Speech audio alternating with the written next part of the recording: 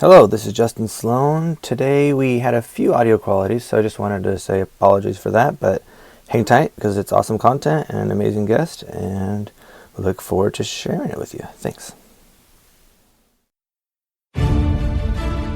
Welcome to the Creative Writing Career Podcast, where you learn how to make writing more than a hobby, make it a career. And here are your hosts, Stephan Bugaj, Justin Sloan, and Kevin Tumlinson. Justin Sloan again here with the Creative Writing Career Podcast, and I'm here with Stephan Bugaj and Kevin Tumlinson. How's everybody doing today? I'm good. You know what you did to me just now, though, dude? I mean, and it's fine if we leave this on the air, but I was waiting for you to count down so I could hit record, and you went 3. You want me to do the intro? Okay. And then you jumped right in. Awesome. This is what makes it fun, guys. You get to see the real side of us. Yeah. So behind the scenes, bloopers. Welcome to the Creative Writing Careers Podcast, everybody. This is why we write. This is why we write. This is why I no longer have a career in radio. So, we were going to talk about some of the realities of since we have only 30 minutes, since we do this in 30 minutes, we're going to talk about some of the, we just jump right into the topic is what I'm saying. So we were going to talk about some of the realities of the writing career and sort of some of the things to look out for or to look for when you're looking at courses and that sort of thing. Right. Yeah. And just like thinking about the industry at large, like, you know, if you're like, oh, I want to be an author, or if I want to be a video game writer or a screenwriter, like, or virtual reality or what have you, thinking, what is the reality of this? Like, I went out to lunch with this guy who emailed me and said, hey, can we grab lunch? And if he's listening, you're an awesome guy. I think you could definitely make it. But he had this kind of attitude about him where he was like, yeah, I think I could do this. You know, I've always kind of written like, you know, maybe I'll just do it kind of on the side. And I think that on the side phrase is a wrong way to think about it for sure. Like I mentioned in our first podcast, our introductory podcast, it's you can't just think of this as something that you're like, oh, maybe I'll get into it. You have to be 100% dedicated and passionate about it, or how are you going to compete with all these people who are? Well, and I think that's why that advice is tough for people too, because you have this impression that if you're going to be we will tell you that if you're going to get into this, you need that commitment. Like this is that driving force in your life, right? But we recognize that there are other things in your life that may take priority right now. You know, family is always going to be priority, and your current job is the way you support yourself and your family. So we get that. But I think that the idea here isn't, you know, drop everything and you're only going to do writing. I think the idea is given other opportunities with that additional time. There was a book I read a while back called The Other 8 Hours. And it was that idea that, you know, you're at work for 8 hours, you're with family for 8 hours, or you're sleeping for 8 hours. You know, there's another 8 hours in there. How are you going to spend it? And I think that's the commitment time. Like when you're writing at 4 a.m. or at lunch or, you know, right after work or something like that, that's when you know that you're committed to it. Yeah, and I think sometimes you're going to have to lose sleep. Sorry, guys. You are. Sometimes you are going to have to lose sleep.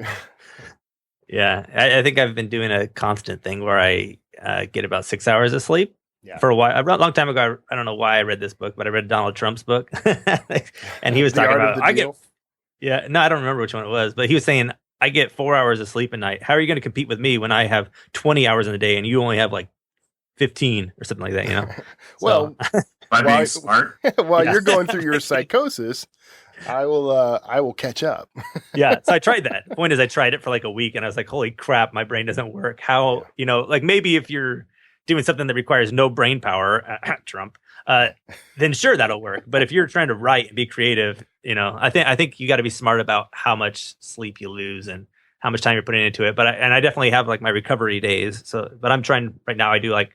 I work till around 10 or 11, and then I get up at like 4:30 or 5 and write again. So it's not horrible, but not optimal. But you have to self-modulate. Anyway. You have to look at your work the next day, and the point at which you start going, what is this crap, is that when you should have gone to sleep. Right.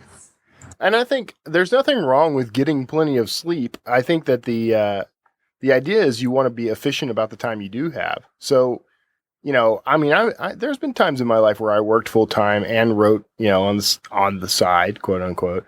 And you have to work that in there. But the thing is, I would get up early, earlier than usual, so that I could write. That was when I was losing a little bit of sleep. And the work was still good because, I'm fresh in the mornings. That's my time. So you have to find that time that works best for you. Some people are good at night. Some people are better in the morning. Find the time that works for you. And the idea isn't, force yourself to work despite, being bleary eyed and hallucinating. The idea is find the time that works best for you and use it as efficiently as possible and get the best writing done that you can do. And then eventually that takes over. And you mentioned kind of the idea of family. And so I think it's, what you're willing to give up. Like if you're going out there and getting beers with the guys once a week, then maybe that's something you can give up. I'm not going to give up time with my family. Right. And you should. That's a priority, definitely. So that's why I choose sleep, because all I really do nowadays is family, sleep, and work. So you got to figure out what's in your life that if this is such a priority for you. You gave up work. That's the best way to go, for sure. Yeah, if you can do it. Yeah. Which sometimes I wonder if I can. Yeah, so that's one, I guess, harsh reality is that writing takes time. And the problem with a lot of would-be writers, and I always refer to, and I just published a book where I use this term all the time, but I refer to would-be writers and will-be writers. And the will-be writers are the guys who, set their alarm for 3 or 4 in the morning so that they've got an additional hour or 2 hours to do the writing, or they put the kids to bed and then slip off into a closet somewhere so that they've got quiet time to write. Those are the guys. That's where dedication comes in. The dedication and discipline come from, I'm going to write. I've got a minimum word count I'm going to hit today, and I'm going to hit it no matter how I have to hit it. And that's where that you're dedicated. Mm-hmm. There was a funny thing not funny, but there was a saying in grad school for writing that they would talk about how, you'd be in English class in high school and college, community college, whatever, and your teachers are talking about, oh my God, you're so amazing, you're so amazing. But when you get out into the real world, there's so many other people that are also so amazing. So I think you have to keep that in mind. Like just because you thought you were awesome once, maybe with the class of 20 or 30 people, you were the best. But like when I got into Telltale, there's so many other people out there who are just as disciplined and committed as I am. Well, maybe not as much, but almost just as disciplined. And that's my cocky side. Sorry, guys. But you know what I mean? There's a lot of people out there who are just as committed as you are, and probably twice as smart. As definitely most people I interact with, I feel like are 5 times smarter than myself. So I have to make up for it in discipline. Yeah, and I think that's just something you have to keep in mind. Stephan, and I remember Stephan. Yeah. Oh, go ahead. No, go ahead. You were going to ask me something. Yeah, I was going to say, Stephan, you mentioned in the first podcast about like courses and whatnot, and it kind of got me thinking too. Like when we start thinking about what's out there as far as like learning and training, I definitely like to cover kind of what kind of scams people should look out for. And I was also wondering, in your experience, have you seen that kind of stuff in the video game world? Like I know there's definitely courses and all these things that people charge thousands of dollars for in the fiction and the screenwriting world. Is there anything like that in video games? Not that I know of. Being a video game writer is not considered cool enough for anyone to make a career off of scamming. Not people. Yet. There we go. Business idea for us. Hey, $5,000. Yeah, become a video game writer. $5,000. Yeah. Here you guys go. Here's a list of all of the different words for explosions. Class ended. All right. So, wow. No, somebody's going to do it now. Yeah, probably. I'm quietly typing over here. So in terms of courses and scams and so on, there are a lot. The screenwriting industry is particularly rife with this because, write for Hollywood, you get to hang out with Johnny Depp. I know a lot of A-list Hollywood writers, and let me tell you how many of them are hanging out with Johnny Depp currently. And so, none. So the things to look out for. Until he was hanging. Yeah. Things to look out for. There are good courses and there are bad courses. In terms of courses, the UCLA Extension, UCLA Master's Program, USC, NYU, all of the big names in the screenwriting industry are all completely valid and have great classes. And I also did the UCLA Extension and am a big fan of it. The UCLA Extension is basically the UCLA master's program minus a bunch of the academic stuff and focused completely on just writing screenplays, which, I mean, the academic stuff you cover in the master's program is super useful and kind of wish I had done it. But if you can't move to LA at the time that you're doing your education, the remote online certificate program and advanced certificate program are pretty great. Hey, Stephan, let me jump in. And so I think there's also the differentiation between the UCLA Extension and the professional program, right? Like, I think at least now. Oh, is there? Yeah, I guess there is. So sorry. So I think what we did was the professional program. We did the professional program. Yeah. Yeah. Very similar. Yeah. Yes. Go ahead. I feel completely left out. You got to take it now. Now I got to take it. It's pretty good. The world of script consultants is where you can start to get into trouble. Mm-hmm. Yeah. I have a reader who gives me notes on everything that I write, and myself and other writers that he works with, and he's also a writer, have had this relationship for a long time. We pay him a very reasonable fee, and he gives notes. He also gives notes to studios. It's a great thing if you can find someone like that to work with. Fantastic. Once you get into consultants, it starts to become very much a matter of how much value you personally are getting out of them and how much they're charging. There are some consultants who are great and charge very reasonable fees. Barry Evans, who's a person that I've worked with before, is one of them. There are some consultants who are complete charlatans and charge outrageous fees or do these sort of like batch consulting type of situations where they get a bunch of people on a phone call, 20 people on a phone call for an hour. Yeah. And everyone pays $100. Well, if you can divide 60 by 20, you know what you just paid $100 for. And so you have to be very careful in analyzing what the course or the consultant is actually offering you for the price versus what the large print in the advertisement is claiming, which is almost always instant Hollywood success. Yeah. Yeah, I've seen something very similar to that in the in the publishing world, in the book publishing world, and I got kind of caught up in something like that early on in my career because I wrote a book. It was the first thing that I'd written really as an adult that I thought was publish worthy. And I provided it to a service that, they offered to be an agent to the book, and they had, they had consultants who would go through and editors who would go through supposedly and give you feedback. And when I got the feedback, by that point, luckily, I already had a writing career. It wasn't, I wasn't writing books for a living, but I already had a writing career. So I understood what good feedback and good edits were. And looking at what they sent me, it was all smoke. Like it was, bend over and we'll tickle you is basically what it felt like. And so there was nothing useful or of substance in that. But there were lots of opportunities for upsell. So, I could have someone review my whole manuscript. They reviewed this sample section to give me some feedback on the tone and voice, but I could have someone review the entire manuscript for only $150. And, I could have it bumped up in the submission queue to the various publishing houses for only $150. And it was like $150 here and there. Jeez. And before you know it, you've spent like $3,000 to try to get your book to a publisher, and it's literally going to go nowhere. a menu of upsell being the first thing or one of the first things that you're presented after you've gone through the glitzy first meet and greet is the sure sign of any kind of scam, whether it's writing advice or, make $1 million or whatever it may be. As soon as you get presented with the menu of here's a bunch of stuff that you can pay for when we've hardly even gotten started, right, you're in trouble.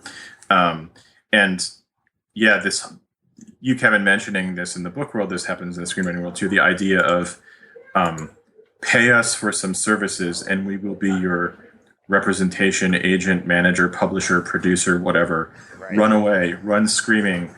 if you can, burn the place down before you run away and do the world a favor, because 100% of those people are just predators. Yeah.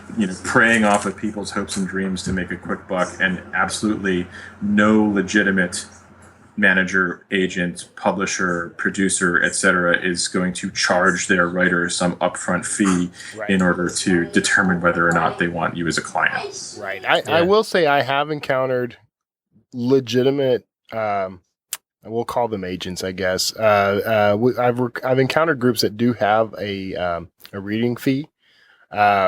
And they are legitimate. I only know they're legitimate because of the way I was introduced to them by publishers themselves, and rather than trying to go the other way around. And so what do they do?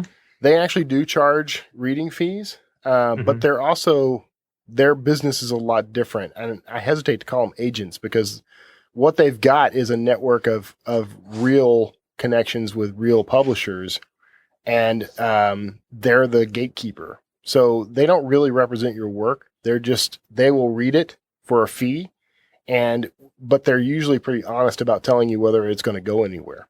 So they're not offering feedback, edits or any of that stuff for upsell or anything. They've got a one-time reader fee, and then if they like the work, if they think it's got legs, they'll advise you and then introduce you.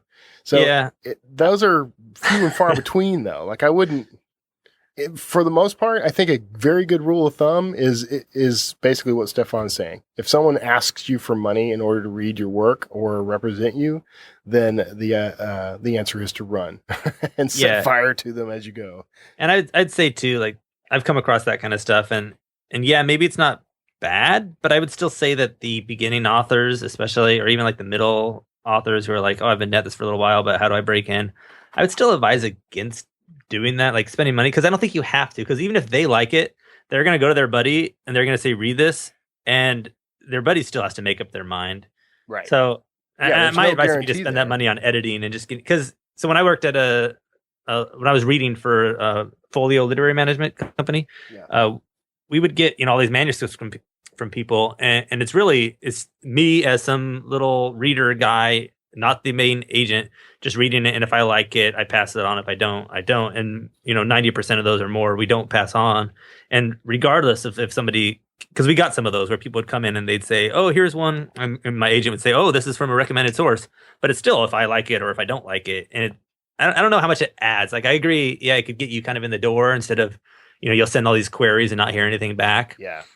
But I think that money's better spent going to some conferences and networking and talking to the agents firsthand. Yeah, I was just about to throw that in there, is that you'd be better served by putting that money on a plane ticket or a conference ticket, and going and meeting these people in person, which admittedly is not easy and is quite expensive. And I don't do it. I mean, I don't practice what I preach when it comes to that, and not enough. I mean, I go to conferences, but not nearly enough, and probably not the key strategic conferences either.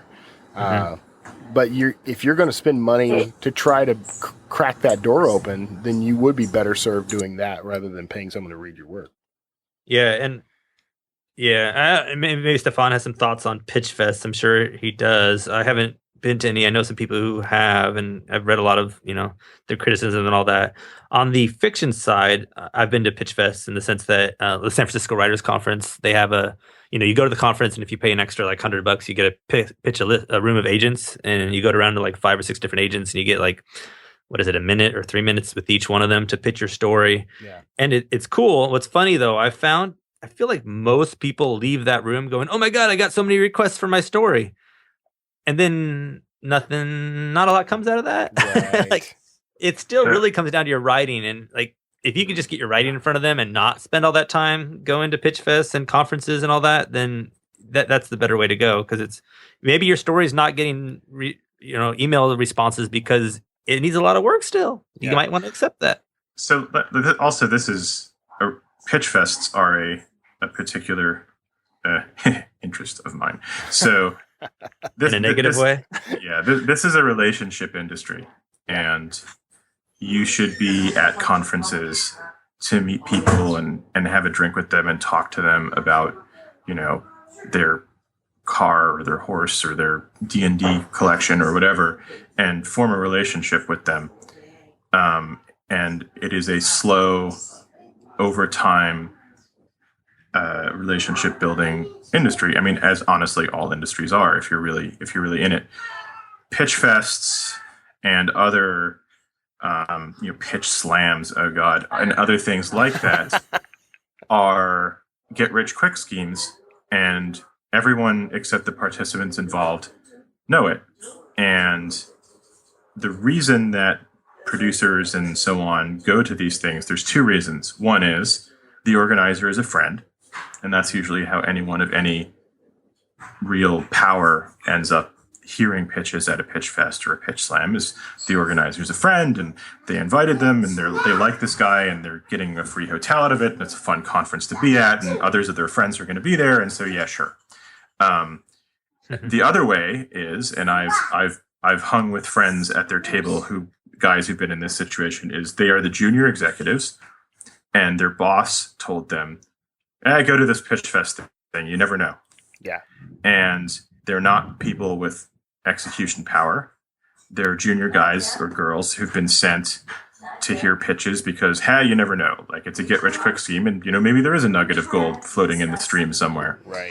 And by and large, the attitude that a lot of people go into with that is, well, I'm going to endure for the day, and maybe we'll get lucky, but mostly we're going to hear a bunch of stuff that we can make fun of at the bar later. Because by and large, the people who are trying the pitch fest, the pitch slam type of approach, are people who either are going to be good someday, but are too naive to realize that this is kind of a really awkward situation for everyone involved that no one is comfortable in, or they're super desperate or just kind of mentally unhinged. Right. And it creates a really, generally, most pitch fests, and there are some exceptions to the rule that are very well organized and well respected and so on. But even with those, it's still an uncomfortable situation for the producers because there's this like speed dating time limit. Yeah. And that's just not how they're used to doing business. They're used to being able to have a conversation. The nice side of it is the crazy people are definitely out the door in 5 minutes. The downside of it is if there was anything there, they have to remember to take notes, remember who you were, remember to follow up, remember to try to have the conversation that they would have wanted to have with you if you had either met them at the bar or a manager or a friend or someone had sent you to their office for 15 or 30 minutes. Yeah. Yeah, and you're absolutely right. It is about the relationships, which I think is another key sort of marker when you start encountering programs out there that say they're going to be able to help you crack into the industry in one form or another, is how much support do you actually get there, and how many contacts do you actually make? Because like these courses, which we brought up earlier, there's 1,000 of them. There's 1,000,000 of them. I mean, you literally think of a topic and you will find a course dedicated to that topic. And some are good and some aren't. But I think that the way that you kind of find the gems among the lumps of coal out there is to look at the communities around them. Mm-hmm. For example, I mean, there are a couple of courses that I've taken that I really got a lot of value out of. One of them was Mark Dawson's Facebook Ads for Authors. That's a great course, mostly because it gives you a lot of great information that you can put to use right away from lesson one. And if you have no background or experience with Facebook ads, I mean, you can automatically start doing something. So that's a good sign. But there's a community around that guy. And he is an author out to help other authors, and he confessed to me that, I don't have to do this anymore. I could stop doing this. I don't have to sell Facebook ads courses anymore in order to make my living. My books make a really good living. So that's a good sign. Do they really need to do the work? But he's got a great community, and so does Joseph Michael Nicoletti. That's the guy, the Scrivener coach. He's the guy that actually created the Scrivener Learn Scrivener Fast course. It's another great course. But those two gyms stand out because everything else around them is complete garbage. When you've got how to market, take this $500 course on how to market your book. And the only information you really get out of it is build a mailing list, that wasn't worth my time. I just sat through a whole webinar where the guy says, I'm going to give you 3 tips for how to build your mailing list fast. One of them was download my app, and the other 2 were email everyone that's in your personal mailing list and ask them to get on your book mailing list and, ask them nicely. It was just, it was ridiculous, useless crap. And I felt like my entire life was wasted just sitting there. Let me bring some positives into the mix here, which is, so I mentioned like the San Francisco Writers Conference, and what I want to say on that is it's good to do the pitch fest. It's cool. You meet all these agents. You're going to see them at the parties later. But I would approach it as, this is not your my one chance to sell my book. This is your chance to get to know these agents, tell them about what you're writing, and then network with them later. For example, one of the guys there does film stuff also. So I kind of told him about what I was writing. I mentioned film. I saw him at a lunch later. I sat down with him and he said, "Oh, so tell me more about what you do. This is so exciting." And I told him, about all the work I was doing, the screenplays I was writing. He's like, "Oh, that's awesome. Yeah, please send me send me one of your screenplays. I'd love to read it, see if we could do something together."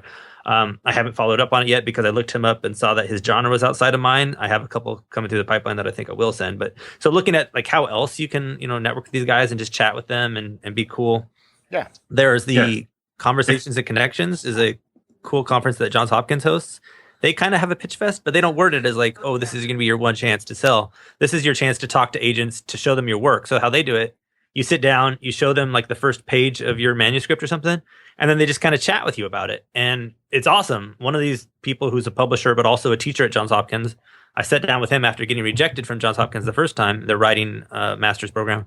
And he gave me some advice, told me how I should be approaching writing in a different way, and offered to write me a letter of recommendation for my next application. And then I got in. And so you can there's all these other takeaways that can happen because of these, conferences, and you don't have to, just be getting scammed or wasting your time or Well, not calling it a pitch fest sets a different mental expectation for the participants as well. And I think that's really, you can have something that has a similar format, but with different expectations, and it makes the world of difference. That's getting to know people.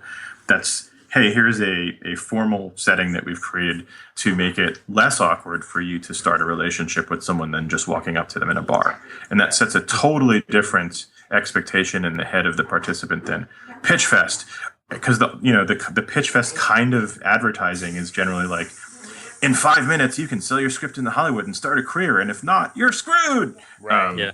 And so it's all about, scams often are the attitude of, and I don't want to say that not all pitch fests are scams, that some are run by very well-meaning people who I just think their format makes the receiving participants very uncomfortable. But it's the attitude behind it is a lot of times the difference between something that's valuable and something that could have been but isn't, and the expectations that it sets in people's heads. But there are also lots of, to add to the positive note, lots of great things out there. I already mentioned UCLA and its peers, which being a UCLA guy, I won't mention my name again. And so but there's also some great conferences and stuff like that out there. And you mentioned some for book writers. I'll mention some for screenwriters. Austin Film Festival, I think, is a great platform for meeting people.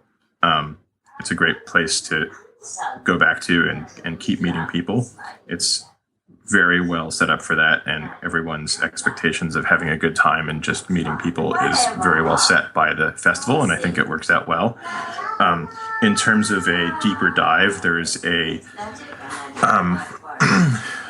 mentorship program called Cinestory, which you can get into by participating in their screenwriting contest, which a lot of those are not worth anything, but the Cinestory one is fantastic, and it can result in you going to a retreat in Idlewild, California, where there's mentors, and you have sessions with them, and you have sessions with your peers that are sort of like little mini classes, and it's a small program each year, and it's really fantastic. And I've placed in Cinestory 2 or 3 times and got to go and met some really cool people, and I highly recommend it as a deep dive way to meet some people.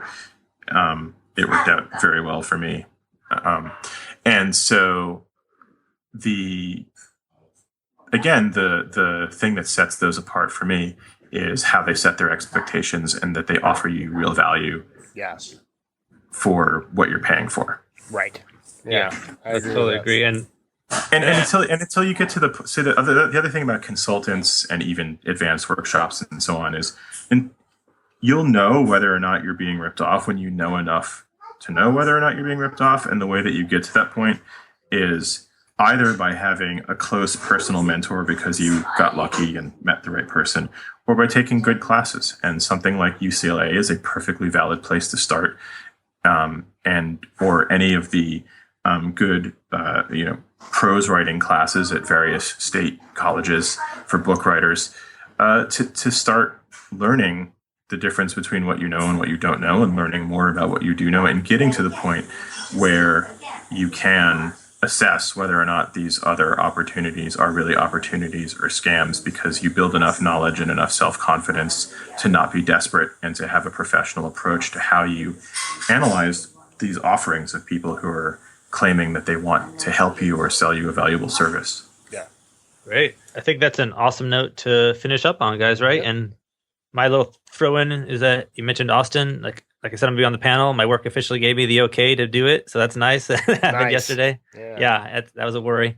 And then so I'm going to be on Friday morning at 10:45 on a video game panel, and on the round table at Saturday at 9 a.m. in case this happens to come out before we get there, which is, I think, our goal. So any last 30-second words? I have a 5-week-old child, so I will see people in Austin next year. Yeah. I might get to see you in Austin. We were talking about it, so we'll see. I'd like to come up. My wife was just talking about possibly coming up with me, so that may actually happen. So that'd be cool. Final sort of words, just as a note on scams. I know there are a lot of them out there, and I hate to see anybody get taken advantage of. So, I mean, for the most part, it's okay to look around for courses. I think the key here to keep from getting ripped off, as far as like a course goes, first, go looking for something specific to what you need. So if you need to build your mailing list, then go find a course that's about building mailing lists. But then find something that's got a lot of reviews and a lot of people backing it, and then talk to some of those people and ask, get their advice on what they learned, especially if they're people you know. So that's the best way to avoid. I mean, because sometimes those courses are great. I mean, I've taken several that I think are fantastic and were a real help. But you can also get overwhelmed by that stuff. So just ask around. Ask us. Ask us. Ask us. Send us emails or whatever, and say, what do you think of this particular course or offering or whatever, and we will take a look. And there's some general advice, like some of this is simple common sense stuff, and it's about you cutting through your feelings of desperation and of panic that, oh my God, if I don't learn this thing or do this thing, I'm never going to succeed, and looking at things rationally, because scams prey on high emotions. Yeah. And you have to be able to step back and say things like, if what it's offering is too good to be true, then it is actually too good to be true. Like, no one 15-minute course is going to tell you how to succeed in Hollywood, right? You can't sit with some dude for a day in a Holiday Inn and suddenly have a screenwriting career or a book writing career. Like if that's what they're offering you, it's a load of horse poop. Yeah, here's a hint. If they're sitting in a Holiday Inn, then you probably should just avoid that whole course. Yeah, totally. And if there's a lot of block capitals and exclamation points involved, probably a good sign that, maybe someone's trying to convince you a little too hard that what they're offering you is of value. There you go. All right. Yeah. Well, we should probably go ahead and roll out then. Yeah, thanks everybody. This has been another Creative Writing Career Podcast episode, and we look forward to seeing you next week. Take care. Thanks for tuning in. Thanks.